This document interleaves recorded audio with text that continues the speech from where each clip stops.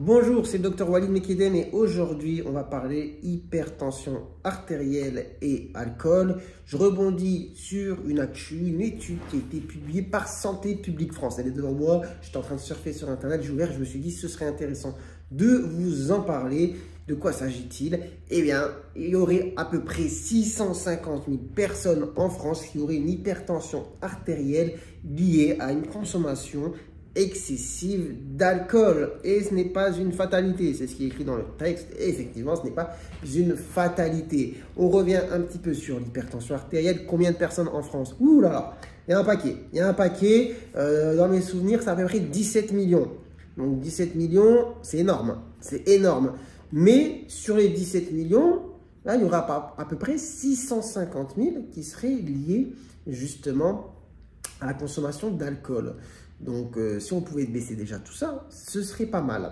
Donc, je reviens un petit peu sur l'écriture justement dans l'étude. Donc, près d'un hypertendu, enfin d'une hypertension artérielle sur 10, serait attribuable à une consommation d'alcool excédant 10 verres par semaine.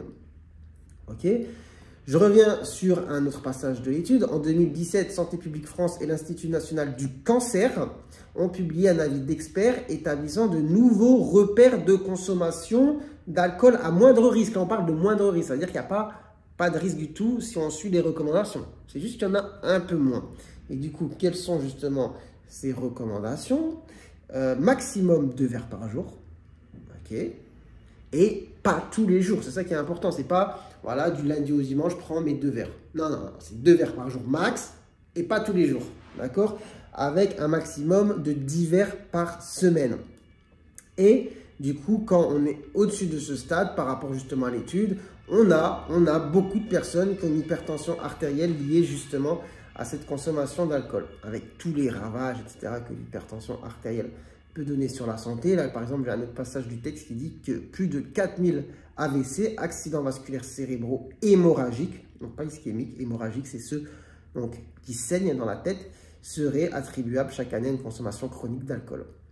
Ou à une consommation, assez intéressant, ou à une consommation ponctuelle excessive, selon une autre étude. C'est-à-dire, pas le fait de boire forcément tous les jours, mais le fait de, une fois, en avoir trop bu. Eh bien, on peut avoir chez certaines personnes apparition d'accidents vasculaires cérébraux hémorragiques.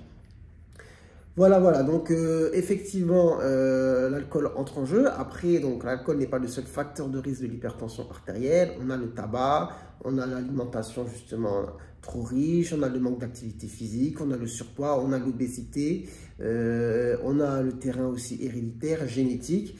Donc, vous voyez, il y a pas mal de choses qui entrent en jeu. J'ai déjà fait une vidéo sur justement comment faire baisser naturellement son hypertension artérielle. Parce que déjà, vous avez vu tout ce que j'ai cité. Si vous jouez sur chacun des facteurs, il y a déjà pas mal de points de tension artérielle qui peuvent baisser. Donc, que dire de plus? Pas grand-chose. Voilà, la vidéo ne sera pas très longue. C'était pour s'arrêter un petit peu sur cette étude qui a été publiée. Quand même, 650 000 personnes avec l'hypertension artérielle imputable à l'alcool. 650 000 personnes, c'est presque 1 million.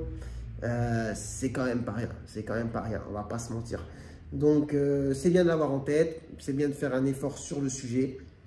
Et puis voilà. Et si vous avez des questions sur l'hypertension artérielle, n'hésitez pas à les mettre en commentaire. Si vous avez aimé la vidéo, n'hésitez pas à la liker. Si vous découvrez la chaîne, n'hésitez pas à vous abonner. Sur ce, moi je vous dis prenez soin de vous, prenez soin de votre santé. Et à très bientôt, je l'espère, pour de nouvelles vidéos.